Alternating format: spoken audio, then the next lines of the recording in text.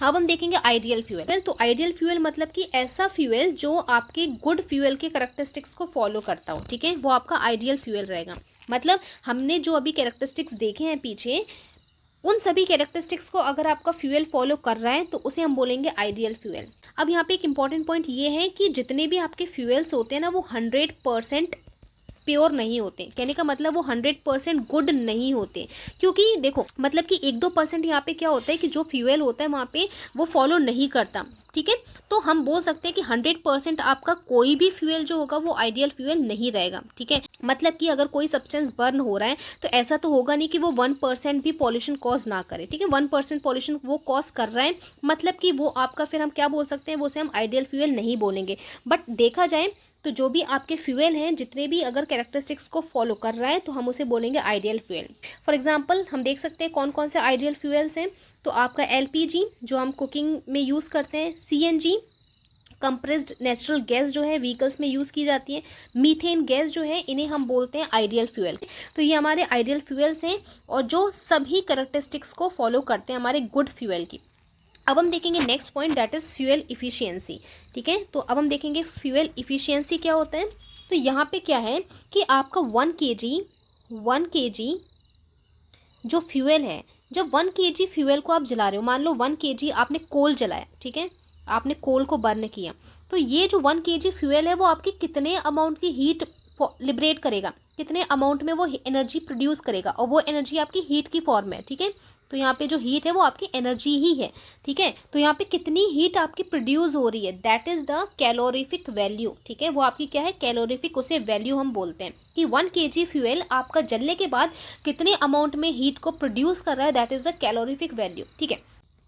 तो fuel efficiency क्या है कि आपका जो फ्यूल है वो उसकी कितनी कैपेसिटी है बर्न होने की, मतलब वो कितने इफिशियंटली बर्न हो रहा है, ठीक है। आपका जो फ्यूल है वो कितने इफिशियंटली बर्न हो रहा है, that is a fuel efficiency, ठीक है।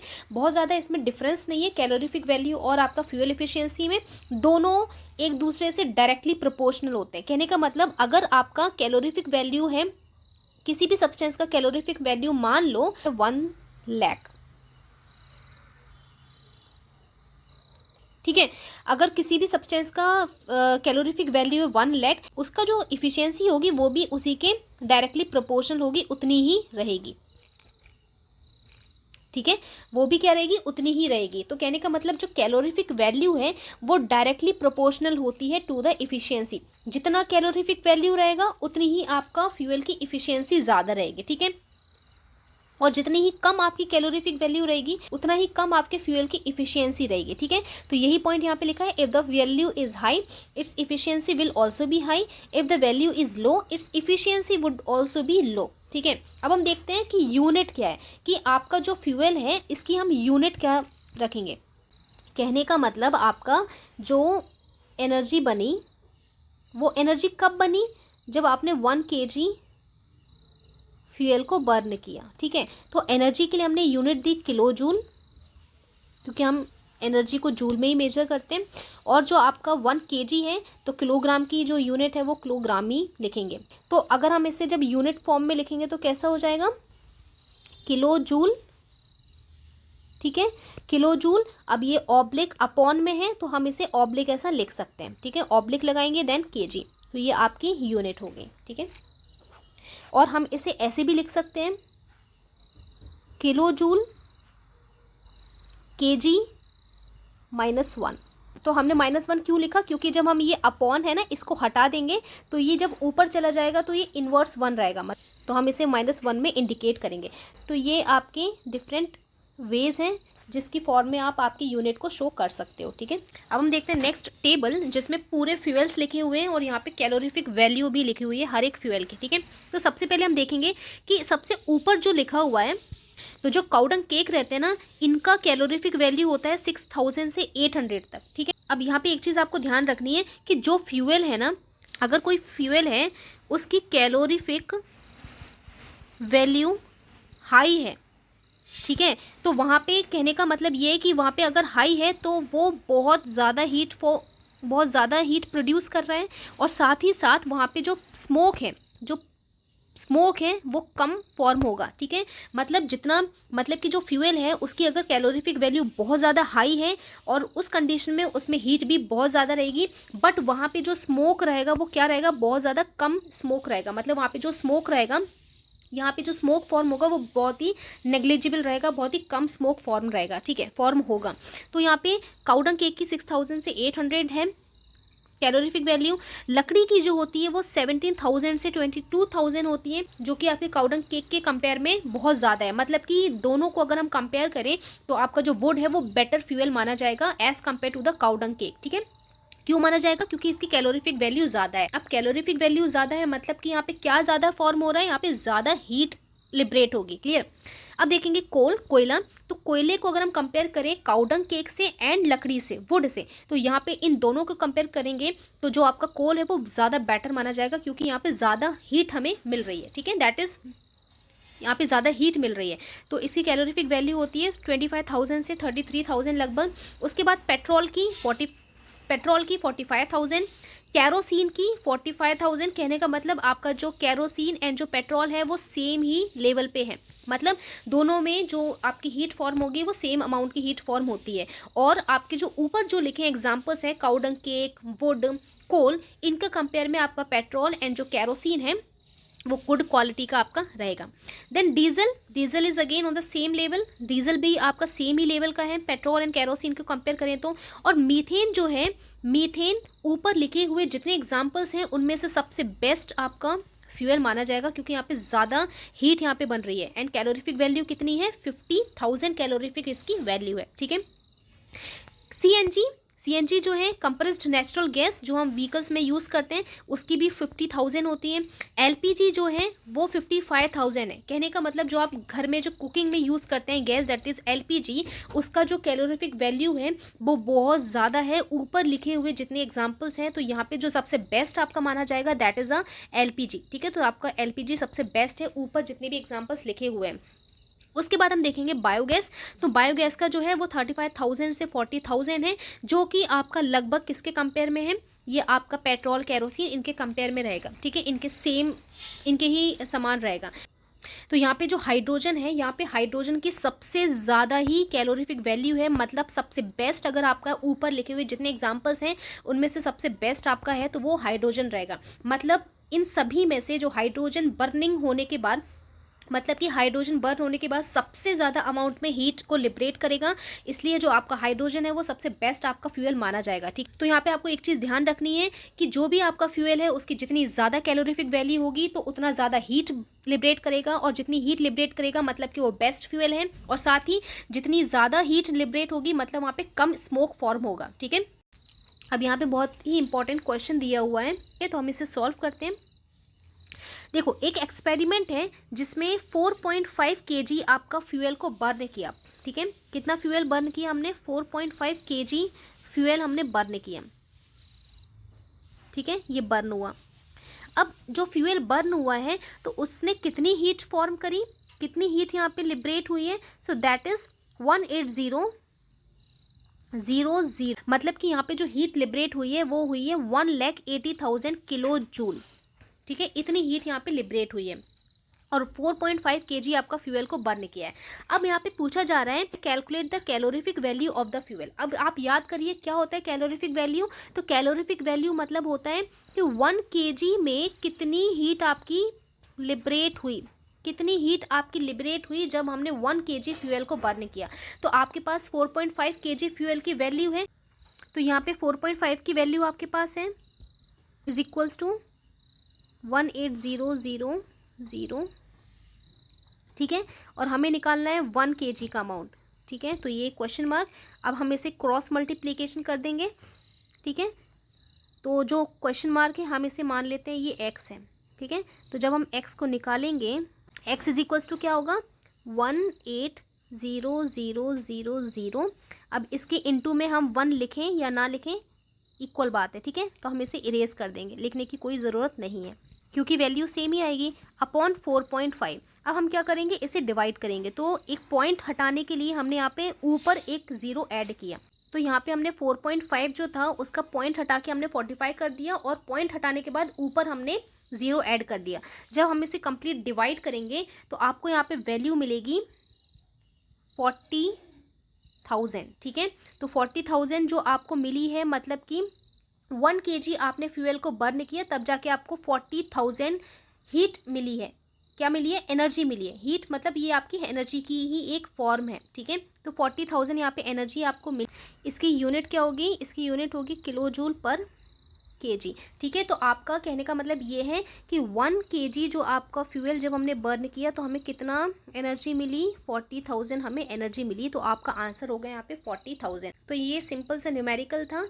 अब हम देखते हैं टाइप्स ऑफ फ्यूल्स, कि फ्यूल्स जो होते हैं वो कितने टाइप्स के होते हैं। और यहाँ पे जो फ्यूल्स के टाइप्स हैं वो इस बेसिस पे डिवाइड किया गया है कि वो उनका नेचर क्या है, ठीक है। या तो वो लिक्विड फॉर्म में अवेलेबल है, या फिर सॉलिड फॉर्म में है, या फिर गैसियस फॉर्म में, ठीक है। तो इस बेसिस पे इन्हें 3 टाइप्स में डिवाइड किया गया है। तो फर्स्ट टाइप है लिक्विड फ्यूल्स, ठीक है। तो जो भी फ्यूल्स हैं आपके वो लिक्विड में अगर अवेलेबल हैं, लिक्विड फॉर्म में अवेलेबल हैं, उन्हें हम सिंपली बोलेंगे लिक्विड फ्यूल। आप सभी जानते हैं जो पेट्रोल होता है वो फॉसिल फ्यूल से एक्सट्रैक्ट किया गया है, ठीक है। तो ये पेट्रोल जो है क्रूड ऑयल मतलब कि कच्चा तेल है। इस कच्चे तेल से हम पेट्रोल और गैसोलीन जो होते हैं उन्हें एक्सट्रैक्ट करते हैं। मतलब कि जो आपके पेट्रोल एंड गैसोलीन है ये सभी आपके क्रूड ऑयल से मिलते हैं, मतलब कच्चे तेल से हम इन्हें एक्सट्रैक्ट करते हैं। फिर डीजल हुआ, केरोसिन हुआ, ऑयल्स हैं, ठीक है। तो ये सभी लिक्विड फॉर्म्स में है। ये तो बहुत सिंपल एग्जांपल्स हैं, ठीक है। सेकंड पॉइंट है सॉलिड फ्यूल्स। अब ऐसे फ्यूल्स जो सॉलिड फॉर्म्स में अवेलेबल हैं, तो आप देख सकते हो जो लकड़ी है वो सॉलिड है, ठोस है। चारकोल जो है वो भी ठोस है। देन कोयला, इट इज़ अगेन सॉलिड। तो जो काऊ होती है, काऊ के डंग के उपले बनाए जाते हैं, तो वो उन्हें हम डंग केक्स बोलते हैं, ठीक है। टेलो जो है ये एनिमल फैट है, मतलब जो एनिमल्स की जो चर्बी होती है हम उसे टेलो बोलते हैं, ठीक है। स्ट्रॉ, हमें पता है जो ड्राइड स्टेम पार्ट्स होते हैं उसे हम स्ट्रॉ बोलते हैं, जो भूसा टाइप का होता है। फिर एग्रीकल्चरल जो वेस्ट है, पैराफिन वैक्स है, तो वैक्स अगेन ये सॉलिड फॉर्म्स है। कैम्फर, कपूर, ये भी सॉलिड है। तो ये सभी सॉलिड फ्यूल्स के एग्जांपल्स हैं। नेक्स्ट आता है गैसियस फ्यूल्स, ऐसे फ्यूल्स जो गैस की फॉर्म में अवेलेबल हैं। तो हम जानते हैं एलपीजी, नाम में ही गैस है इसमें, ठीक है। लिक्विड पेट्रोलियम गैस, तो ये again it's a gas which we use as a cooking gas at home, जो हम कुकिंग में यूज़ करते हैं हमारी किचन में। अदर एग्जांपल्स भी यहाँ पे लिखे हुए हैं। सबसे पहले यहाँ पे है सीएनजी। तो सीएनजी जो है again this is a gas, compressed natural gas है ये, तो ये गैसियस फॉर्म है इसकी, तो इसी का एग्जांपल है ये, ठीक है। हम इसे कहाँ से ऑब्टेन करते हैं? तो नेचुरल ऑयल के जो वेल्स होते हैं, कुएँ होते हैं नेचुरल ऑयल्स के, वहाँ से इसे हम एक्सट्रैक्ट करते हैं। सेकेंड है नेचुरल गैस जो मीथेन है, ठीक है। नेचुरल गैस जो है ये मीथेन है, this is also a gas. Third is a coal gas. Coal gas कैसे बनती है? ये जो कोल गैस है ये कैसे बनती है? देखो, अब यहाँ पे जो हार्ड कोक है, यहाँ पे देखो हमें ये डिफरेंस समझना बहुत इंपॉर्टेंट है कि जो कोल एंड हार्ड कोक में क्या डिफरेंस है, ठीक है। तो जो कोल है ना, इस कोल में इम्प्योरिटीज़ ज़्यादा होती हैं, ठीक है। इस कोल में इम्प्योरिटीज़ ज़्यादा होती हैं। और जो हार्ड कोक होता है वो एक्चुअली नेचुरल कोल से ही फॉर्म किया जाता है, ठीक है। मतलब जब कोल, जो कोयला है, इस कोल को हाई टेम्परेचर पे, बहुत हाई टेम्परेचर दिया जाता है, ठीक है। और यहाँ पे ऑक्सीजन की एब्सेंस होती है, मतलब ऑक्सीजन यहाँ पे प्रेजेंट नहीं होता, नो ऑक्सीजन, ठीक है। In the absence of oxygen the coal is heated at high temperature, then हमें क्या मिलता है? हमें तब मिलता है हार्ड कोक, ठीक है। तो हमें हार्ड कोक वहाँ पे मिलता है। अब जो हार्ड कोक है इसके अंदर कार्बन का जो कंटेंट है वो बहुत ज़्यादा रहता है as compare to the natural coal, ठीक है। तो ये एक इंपॉर्टेंट पॉइंट था यहाँ पे। उसके बाद क्या किया जाता है? जो हार्ड कोक हमें मिलता है, ठीक है, after heating the coal in the absence of oxygen at high temperature, तो जो हार्ड कोक हमें मिलेगा ना, इसको अगेन हीट किया जाता है। तो हार्ड कोक जो हमें मिला ये फिर बाद में कन्वर्ट हो जाता है कोक में एंड कोल गैस में, ठीक है। जो गैस निकल के आती है वो कोल गैस होती है। और जो यहाँ पे कोक हमें मिला है, नॉट हार्ड कोक, यहाँ पे जो सिंपल कोक हमें मिला है, इसमें भी इम्प्योरिटीज़ बहुत बहुत ज़्यादा कम रहेंगे as compare to the hard coke, ठीक है। और कोक जो है यहाँ पे, इसमें कार्बन का कंटेंट बहुत ज़्यादा प्रेजेंट रहेगा और हमें ज़्यादा अमाउंट में ये हीट प्रोवाइड करेगा, ठीक है। ज़्यादा अमाउंट में हीट हमें मिलेगी कोक से compare to the hard coke. कहने का मतलब यहाँ पे ये है कि कोल जो है वो सबसे कम हीट लिबरेट करेगा, उसके बाद हार्ड कोक बहुत ज़्यादा करेगा कोल के कंपेयर में, उसके बाद सबसे ज़्यादा जो करेगा वो कोक करेगा, ठीक है। तो ये इस तरीके से फॉर्म किए जाता है। नेक्स्ट है वाटर गैस। तो यहाँ पे जो वाटर गैस है, नेम में ही गैस है, इट मीन्स ये भी आपका गैसियस फ्यूल है। तो जो वाटर गैस है इसे कैसे ऑब्टेन करते हैं, तो actually this is produced by passing steam over red hot Coke biogas. मतलब जो कोक बायोगैस रहती है रेड हॉट, बहुत हाई टेम्परेचर पे जिसे हीट कर रहे हैं वो रेड हॉट हो जाती है, ठीक है। तो रेड हॉट कोक जो होती है उसके ऊपर से जब हम स्टीम पास करते हैं, स्टीम मतलब कि जो भाप को हम पास करेंगे तो वो जो स्टीम आपको मिलेगी that is the water gas, ठीक है, वो आपकी वाटर गैस रहेगी। नेक्स्ट आपका एग्जांपल है दैट इज़ ब्यूटेन। तो जो ब्यूटेन है ये भी आपका गैसियस फ्यूल है। तो आपको एक इंपॉर्टेंट पॉइंट मैं बताना चाहूँगी, जो ब्यूटेन गैस है एक्चुअली ये सिलेंडर्स में फिल की जाती है। जो सिलेंडर्स होते हैं हमारे घर में जो हम किचन में यूज़ करते हैं for cooking purpose, that contain a gas that is butane gas, ठीक है। तो ये ब्यूटेन गैस हमारे जो सिलेंडर्स में यूज़ की जाती है, ठीक है। तो ये कुछ था टाइप्स ऑफ फ्यूल्स के बारे में। अब हम मूव करते हैं टू द नेक्स्ट टॉपिक। अब हम देखते हैं next topic that is harmful effects of burning fuels, ठीक है, कि जब हम फ्यूल को बर्न करते हैं तो हमें क्या हार्मफुल इफेक्ट्स देखने को मिलते हैं।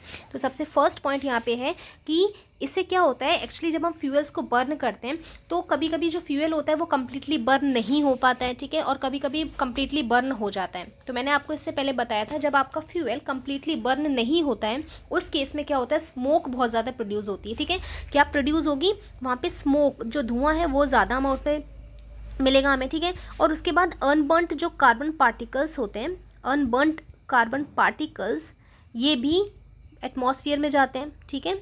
अनबर्नट कार्बन पार्टिकल्स हैं ये भी एटमॉस्फेयर में मिक्स होते हैं। तो इसकी वजह से हमारी जो नेचुरल एयर है वो क्या हो जाती है, पॉल्यूट हो जाती है, ठीक है, और इसी को हम पॉल्यूशन बोलते हैं। तो इसकी वजह से क्या होता है, जो हमारा एनवायरनमेंट है वो पॉल्यूट हो जाता है। तो various air pollutants like unburnt carbon particles release due to partial burning of carbon. Partial मतलब कि पूरा ना हो पाना, बर्निंग जो है वो पूरी ऑक्सीजन की प्रेजेंस में नहीं हो पा रही है, that is the partial one, that causes many respiratory diseases. और ऑब्वियसली जब हम ये पॉल्यूटेड एयर को इनहेल करेंगे तो ह्यूमन बींग्स में क्या होगा, अलग अलग डिसीजेज होंगी, लंग डिसीजेज होंगी, ठीक है, हमें बहुत सारी डिसीजेज हो सकती हैं। तो ये इसका पॉइंट है। सेकेंड पॉइंट ये कि पार्शियल बर्निंग की वजह से सम फ्यूल्स के उसकी वजह से क्या होता है, carbon mono oxide gas release होती है। तो ये बहुत ही इंपॉर्टेंट पॉइंट है यहाँ पे कि एक्चुअली जब हम कोई भी फ्यूल को बर्न करते हैं, ठीक है, फॉर एग्जांपल अगर हमने वुड को या कोयले को जलाया, ठीक है, तो जब भी हम वुड या कोयले को जलाते हैं, नॉर्मली आपको सबसे बेस्ट एग्जांपल मैं दूंगी, विंटर्स में आपने कभी भी ऐसे न्यूज़ सुनी होगी कि विंटर्स में क्या होता है कि लोग अपने घर के अंदर जो रूम में क्या करते हैं, सिगड़ियाँ जला लेते हैं, ठीक है, सिगड़ी जला के और वो अपने रूम के अंदर उसे रखते हैं, ठीक है। वो जितने भी मेंबर्स वहाँ पे सो रहे होते हैं वो सभी क्या हो जाते हैं, उनकी डेथ हो जाती है। तो ये एक इम्पॉर्टेंट पॉइंट है यहाँ पे नोट करने के लिए कि हमें ये पता होना चाहिए कि कभी भी जब हम सब्सटेंसेस को बर्न करते हैं, ठीक है, तो उसे हमें अंदर नहीं रखना चाहिए, रूम में नहीं रखना चाहिए, ठीक है। और एक्चुअली विंटर्स में क्यों, क्योंकि क्या होता है विंटर्स में हम नॉर्मली जो डोर्स होते हैं, वेंटिलेशंस जो होते हैं, नॉर्मली हम उसे बंद कर देते हैं, ठीक है। अब जब वेंटिलेशंस पूरे क्लोज होते हैं तो बाहर से जो प्योर एयर है वो अंदर एंटर नहीं कर पाती, ठीक है। तो मान लो ये आपका रूम है, इस रूम में ऑक्सीजन फिल है, ठीक है, इसमें O2 है, मतलब एयर है बट उस एयर में आपकी ऑक्सीजन भी है, ठीक है। मान लो आपके एयर का जो परसेंटेज है 50% एयर, मान लो 50% जो ऑक्सीजन है वो आपके रूम में है। अब आपने रात भर क्या किया, उस सिगड़ी को बर्न किया, ठीक है। तो वो सिगड़ी क्या करेगी, एक्चुअली जो वुड है वो बर्न हो रही है और बर्निंग के लिए वो क्या कंज्यूम करेगी, वो कंटिन्यूसली जो आपकी ऑक्सीजन है उसे क्या करेगी, कंज्यूम करेगी, ठीक है। तो आपकी ऑक्सीजन को वो कंज्यूम करेगी कंटिन्यूसली और यहाँ पे क्या हो रहा है, जो ऑक्सीजन का परसेंटेज है टोटली क्या हो जाएगा, डिक्रीज हो जाएगा, क्या होने लगेगा, धीरे धीरे कम होने लगेगा आपके रूम में। और इसकी वजह से क्या होगा कि यहाँ पे आपका जो फ्यूल है वो क्या करेगा, यहाँ पे वो करेगा इनकम्प्लीट कंबशन। इनकम्प्लीट कंबशन इसलिए कर रहा है क्योंकि आपके रूम में ऑक्सीजन उतनी नहीं है कि आपका जो फ्यूल है वो कम्प्लीटली बर्न हो जाए। तो इस केस में क्या होता है, इसे मैं थोड़ा रब करती हूँ, ठीक है। तो इनकम्प्लीट कंबशन जब हुआ तो यहाँ पे क्या बनती है, यहाँ पे CO बनती है और CO मतलब होता है कार्बन मोनोऑक्साइड, ठीक है। अब जब कार्बन मोनोऑक्साइड जब रिलीज होती है और ये हमेशा इनकम्प्लीट कंबशन में रिलीज होगी, ठीक है, और आपको ये चीज़ पता होना चाहिए कि कार्बन मोनोऑक्साइड जो है ये स्लो पॉइजन की तरह काम करती है। स्लो पॉइजन की तरह कैसे, कि जब उस रूम में जो भी पर्सन सो रहे थे, उन पर्सन की बॉडी में क्या हुआ, कार्बन मोनोऑक्साइड जो थी वो इनहेल होती गई, ठीक, वो इनहेल होती गई और ये कार्बन मोनोऑक्साइड जैसे ही आपके ब्लड में जाएगी from the lungs it will go into your blood, ठीक है। तो ये जो कार्बन मोनोऑक्साइड है इसकी ये स्पेशल फीचर है, इसका ये स्पेशल फीचर है, ये क्या करता है, ये आपके ब्लड में आपके हीमोग्लोबिन के साथ बाइंड हो जाता है। किसके साथ बाइंड होगा, आपका जो हीमोग्लोबिन है दैट इज़ रेड पिगमेंट, इसके साथ ये क्या हो जाएगा, इसके साथ ये बाइंड हो जाएगा, ठीक है, इसके साथ बाइंड हो जाएगा। अब जब ये बाइंड हो जाता है ना, और ये पता नहीं चलता, ऑक्सीजन के साथ तो हीमोग्लोबिन बाइंड होता ही है, बट ये कार्बन मोनोऑक्साइड के साथ ईजिली बाइंड हो जाता है। और जैसे ही ये कार्बन मोनोऑक्साइड पूरी बॉडी में डिजॉल्व हो जाएगा और आपके ब्रेन को जब ऑक्सीजन नहीं मिलेगी तो क्या हो जाता है, इस केस में आपका जो ब्रेन है वो काम करना बंद कर देता है, और जो पर्सन है ना वो बिना किसी सफोकेशन के, बिना किसी प्रॉब्लम के वो वहाँ पे उसकी डेथ हो जाती है, ठीक है। तो ये बहुत ही स्लो पॉइजन की तरह एक्ट करता है, तो ये बहुत ही इंपॉर्टेंट पॉइंट है। तो ये आपको पता होना चाहिए, कभी भी रूम के अंदर स्पेशली इन द विंटर्स हमें रूम के अंदर कभी भी कोई भी वुड वगैरह कोई भी फ्यूल को बर्न नहीं करना चाहिए, ठीक है। तो ये बहुत इंपॉर्टेंट पॉइंट है। नेक्स्ट पॉइंट जो है आपका दैट इज़ ग्लोबल वार्मिंग। अब क्या हो रहा है कि कंटिन्यूसली जब हम बहुत सारे फ्यूल्स बर्न कर रहे हैं, ठीक है, लकड़ी जला रहे हैं, कोल जला रहे हैं, और फैक्ट्रीज़ में भी ये होता है, ठीक है, इंडस्ट्रीज़ में भी कंटिन्यूसली बर्निंग चलती है, फ्यूल्स होती है, क्योंकि उन्हें हीट चाहिए, वो एनर्जी की डिमांड रखते हैं, ठीक है। तो कंटिन्यूसली इन सभी प्रोसेसेस के कारण क्या होता है कि हमारे जो अर्थ का टेम्परेचर है वो इंक्रीज़ हो रहा है। अर्थ का टेम्परेचर क्यों इंक्रीज हो रहा है, क्योंकि अर्थ के टेम्परेचर पे आपने कंटिन्यूसली बर्निंग की, तो बर्निंग से क्या हुआ, कंटिन्यूसली बर्निंग से क्या हुआ, CO2 प्रोड्यूस हुआ। क्योंकि देखो जब भी सब्सटेंस बर्न होंगे तो या तो वो CO2 रिलीज करेंगे, कार्बन मोनोऑक्साइड रिलीज करेंगे, और वाटर। तो नॉर्मली जब आपका कंप्लीट कंबशन होता है तब आपका CO2 और वाटर बनता है, ठीक है। तो इससे क्या होगा, ज़्यादा से ज़्यादा आपका CO2 नेचर में जाएगा, और हमें पता है CO2 अगर इसका परसेंटेज बढ़ा तो ये क्या है, एक वार्मर गैस है, ये वार्मर गैस है। और ये जो CO2 है ना, ये इसकी ऐसी कैपेसिटी होती है कि सनलाइट जो होती है, जो रेडिएशंस होती हैं, हीट जो होती है, उसको ज़्यादा से ज़्यादा अमाउंट में एब्जॉर्ब करती है, ठीक है। और इसकी वजह से क्या होता है, जो टेम्परेचर होता है ना वो रेज हो जाता है, टेम्परेचर जो होता है वो बढ़ जाता है। अब जब टेम्परेचर बढ़ेगा तो क्या होगा, जो आइस कैप्स हैं, मतलब जो आपके माउंटेन्स के ऊपर जो बर्फ़ जमी रहती है ना, तो यहाँ पे जो आइस कैप्स हैं ये क्या होगी, ये पिघलने लगेगा, ठीक है। और जब ये वाटर पिघलेगा तो ये कहाँ जाएगा, ये जो लैंड एरिया है उसको कवर करने लगेगा। ठीक, चीज़ पता होगी कि कुछ समय पहले एक न्यूज़ आई थी कि अगर 2050 तक हमने पॉल्यूशन कंट्रोल नहीं किया या फिर CO2 का परसेंटेज को कंट्रोल नहीं किया, जिसकी वजह से इतना ज़्यादा ग्लोबल वार्मिंग हो जाएगी कि जो भी आपके ग्लेशियर्स हैं वो पिघल जाएंगे, और उनका जो वाटर है वो ओशन में जाके फिर क्या होगा, जो ओशन वाटर है ना, ओशन जो वाटर है वो आपका लैंड की तरफ आने लगेगा। तो इसकी वजह से जो आपका मुंबई है ना, मुंबई का मेजर जो पोर्शन है वो क्या हो जाएगा, पूरा डूब जाएगा। समझ में आई बात। तो इसका मतलब ये है कि ग्लोबल वार्मिंग ज़्यादा नहीं होनी चाहिए, क्योंकि ग्लोबल वार्मिंग मतलब, देखो ग्लोबल वार्मिंग का खुद का मीनिंग ही होता है, ग्लोब मतलब कि हमारा अर्थ, और वार्मिंग मतलब कि गर्म होना, ठीक है। तो ग्लोबल वार्मिंग होगी तो टेम्परेचर बढ़ेगा, जिसकी वजह से ग्लेशियर्स मेल्ट होंगे, और ग्लेशियर्स मेल्ट होंगे तो फ्लड की कंडीशन हो सकती है, ठीक है, लैंड सरफेस पे, और बहुत सारी प्रॉब्लम्स आ सकती हैं। तो ये इंपॉर्टेंट पॉइंट था, ये हार्मफुल इफेक्ट्स थे जो कि बर्निंग के वजह से होते हैं आपके फ्यूल्स के। तो आप यहाँ पे देख सकते हैं कि ये ग्लोबल वार्मिंग का पूरा पिक्चर शो किया है यहाँ पे, ये आप देख सकते हैं, ये ग्लेशियर्स हैं, ठीक है, ये ग्लेशियर्स हैं, यहाँ पे पूरा आइस है।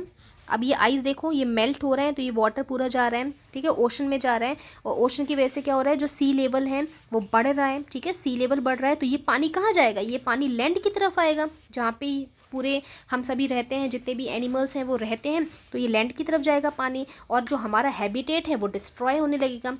मतलब जो हमारा एरिया है जिसमें हम रह रहे हैं वो हमारा एरिया ख़त्म होने लगेगा, डिस्ट्रॉय होने लगेगा। तो इसकी वजह से हमें ये कंट्रोल करना बहुत ज़्यादा इम्पॉर्टेंट है, ग्लोबल वार्मिंग। अब हम मूव करते हैं नेक्स्ट पॉइंट पे। अब हम देखते हैं नेक्स्ट पॉइंट जो कि है एसिड रेन। एक्सेस बर्निंग की वजह से जो फ्यूल्स के क्या होता है, एसिड रेन भी होती है। अब एसिड रेन क्या होता है, एसिड रेन मतलब जब बारिश हो रही है तो उस बारिश में क्या प्रेजेंट है, उस बारिश में, उस रेनफॉल में क्या प्रेजेंट है, उस रेनफॉल में एसिड्स प्रेजेंट हैं, ठीक है, एसिड्स प्रेजेंट हैं। अब ये एसिड्स आए कहाँ से, मैं आपको ये बताती हूँ। देखिए जब भी कोई सब्सटेंस बर्न हुआ तो अलग अलग सब्सटेंस जब बर्न होते हैं तो डिफरेंट डिफरेंट गैसेस रिलीज़ होती हैं, ठीक है। तो हमें पता है CO2 रिलीज़ होती है, सल्फर डाइऑक्साइड रिलीज़ होती है, ठीक है, तो फर्स्ट आपका CO2 है, सेकंड है SO2 जो है इसका फुल फॉर्म है sulphur dioxide, then NOx, X जो है यहाँ पे कि नाइट्रोजन जो ऑक्साइड्स हैं ये हो सकती है। अब NOx का मतलब ये है जो X है ना यहाँ पे ये 2 भी हो सकता है, यहाँ पे 3 भी हो सकता है, मतलब कि NO2 भी हो सकता है, ये भी गैस है, NO3 भी हो सकता है, इसलिए यहाँ पे NOx किया है हमने indicate, that is nitrogen oxides भी फॉर्म होती हैं after the burning of fuel. ठीक है, अब क्या होता है ये जैसी गैसेस हमारे ऊपर एटमॉस्फेयर में प्रेजेंट होती हैं, हवा में प्रेजेंट होती हैं, ठीक है, तो क्या होगा जब रेनफॉल होगी, जब बारिश होती है तो बारिश का पानी जो होता है ना इन सभी गैसेस के साथ कंबाइन होता है। तो जब CO2 के साथ वाटर कंबाइन होता है, ठीक है, वाटर कंबाइन होगा तो यहाँ पे ये बनाएगा कार्बोनिक एसिड। जब SO2 के साथ वाटर कंबाइन होगा तो यहाँ पे ये बनाएगा सल्फ्यूरिक एसिड, जिसे हम लिखते हैं H2SO4। तो यहाँ पे नाइट्रोजन डाइऑक्साइड NO2 जब वाटर के साथ कंबाइन होता है तो ये बनाता है HNO3, इसे बोलते हैं हम नाइट्रिक एसिड। ठीक है, तो ये सभी एसिड्स बनते हैं और यही कॉज करता है एसिड रेन को। ठीक है, तो जब बारिश होगी ना तो बारिश के साथ ये एसिड्स भी सरफेस पे गिरते हैं, तो इसे ही हम बोलते हैं एसिड रेन। तो यही पॉइंट यहाँ पे लिखा है कि जो भी केमिकल्स ये बनते हैं सल्फर डाइऑक्साइड, नाइट्रोजन डाइऑक्साइड, जब ये हवा में रिलीज होते हैं तो ये पॉल्यूटेंट्स जो है वाटर वेपर के साथ कंबाइन होते हैं एयर में, और जिसकी वजह से सल्फ्यूरिक एसिड और नाइट्रिक एसिड फॉर्म होता है। ये दो बहुत इंपॉर्टेंट पॉइंट है, यहाँ पे दो एसिड्स के नेम हैं।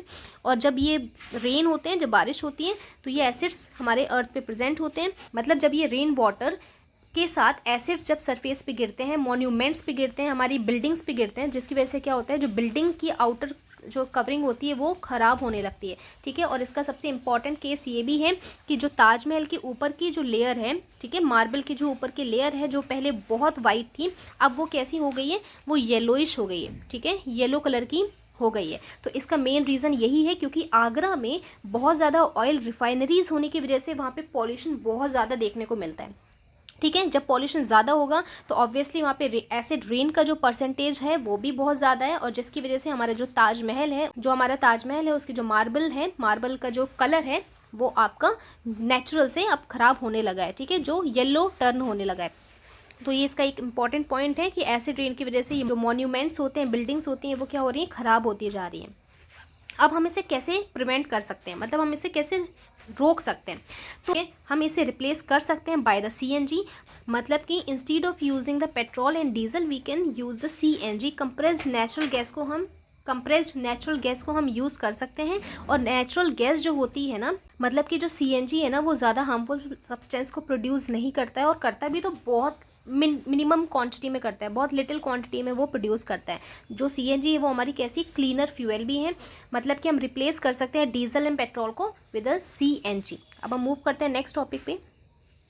यहाँ पे देखिए एक पिक्चर गिवन है, इस पिक्चर में आप देख सकते हैं कि इंडस्ट्रीज़ वगैरह जो हैं, फैक्ट्रीज़ जो हैं, यहाँ से जो SO2 है, NO2 है, ये सभी गैसेस एटमॉस्फेयर में रिलीज़ हुई। ठीक है, जो मॉइस्चर के साथ ये जितनी भी गैसेस हैं वो कंबाइन हुई और यहाँ पे क्या बना, सल्फ्यूरिक एसिड बना और यहाँ पे नाइट्रिक एसिड बना। ठीक है, तो ये एसिड जो होते हैं एक तो वाटर बॉडीज़ के लिए भी अच्छे नहीं हैं। वाटर बॉडी मतलब जो हमारी ओशंस हैं, जो हमारे फ्रेश वाटर हैं, यहाँ पे क्या होता है जितने भी एक्वेटिक ऑर्गेनिजम्स होते हैं वो प्रेजेंट होते हैं। ठीक है, तो ये एक्वेटिक ऑर्गेनिजम्स के लिए भी अच्छा नहीं है। जो ज़्यादा एसिडिक वाटर जो होता है ना वो भी अच्छा नहीं होता है। ठीक है, तो इसलिए ये एक्वेटिक ऑर्गेनिजम्स के लिए भी अच्छे नहीं है और ह्यूमन बींग्स के लिए भी अच्छे नहीं है। अब हम मूव करते हैं नेक्स्ट टॉपिक पर।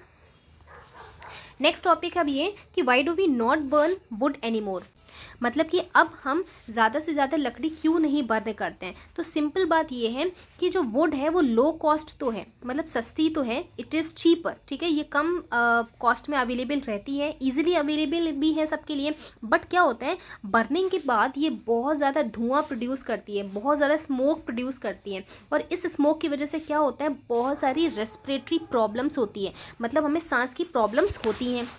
मतलब हमने इसे बंद कर दिया है, अब ज़्यादा बर्न नहीं करते हैं लकड़ी को। नेक्स्ट पॉइंट ये है why should we use CNG as automobile fuels, मतलब हम क्यों यूज़ करना चाहिए हमें CNG को।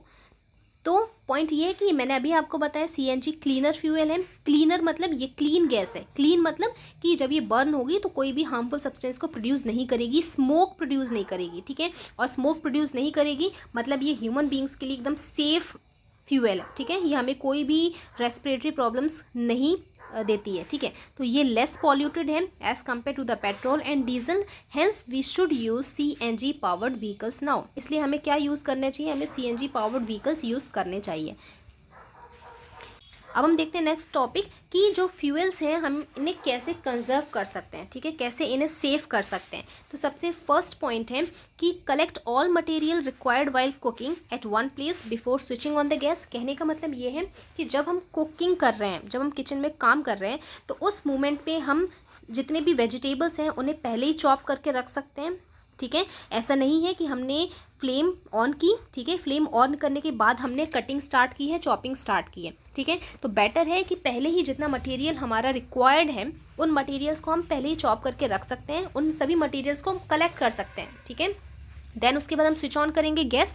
फिर इससे क्या होता है कि हमारी जो गैस है, जो फ्यूल है, वो काफ़ी सेव हो सकता है। अदरवाइज हमारा जो फ्यूल है वहाँ पे क्या हो जाएगा, वेस्ट होगा अगर हम ऐसा नहीं करेंगे। Next point is check the pressure of tyres regularly. मतलब जो टायर्स होते हैं, ठीक है, व्हीकल्स के, उनका जो प्रेशर होता है वो कंटिन्यूसली हमें चेक करना चाहिए, क्योंकि अगर प्रेशर सही नहीं रहा, प्रेशर कम होता है टायर्स पे, तो जिसकी वजह से गाड़ी जो आपकी व्हीकल्स होती है उस पर ज़्यादा लोड पड़ता है, ठीक है। और ज़्यादा लोड जब पड़ता है तो आपका जो फ्यूल होता है ना, लाइक पेट्रोल एंड डीजल, वो क्या होता है, बहुत ज़्यादा बर्न होने लगता है, ज़्यादा अमाउंट में बर्न होता है, ठीक है। अब ज़्यादा प्रेशर रहेगा आपके टायर्स में तो आपका जो फ्यूल है वो कम कंज्यूम होगा। तो ये एक इंपॉर्टेंट पॉइंट है यहाँ पे कि आपके जो टायर्स हैं प्रेशर ज़्यादा है तो वहाँ पे फ्यूल आपका कम जलेगा, और अगर आपके टायर्स में प्रेशर ज़्यादा नहीं है तो वहाँ पे आपका फ्यूल ज़्यादा बर्न होगा, ठीक है, वेस्ट होगा आपका।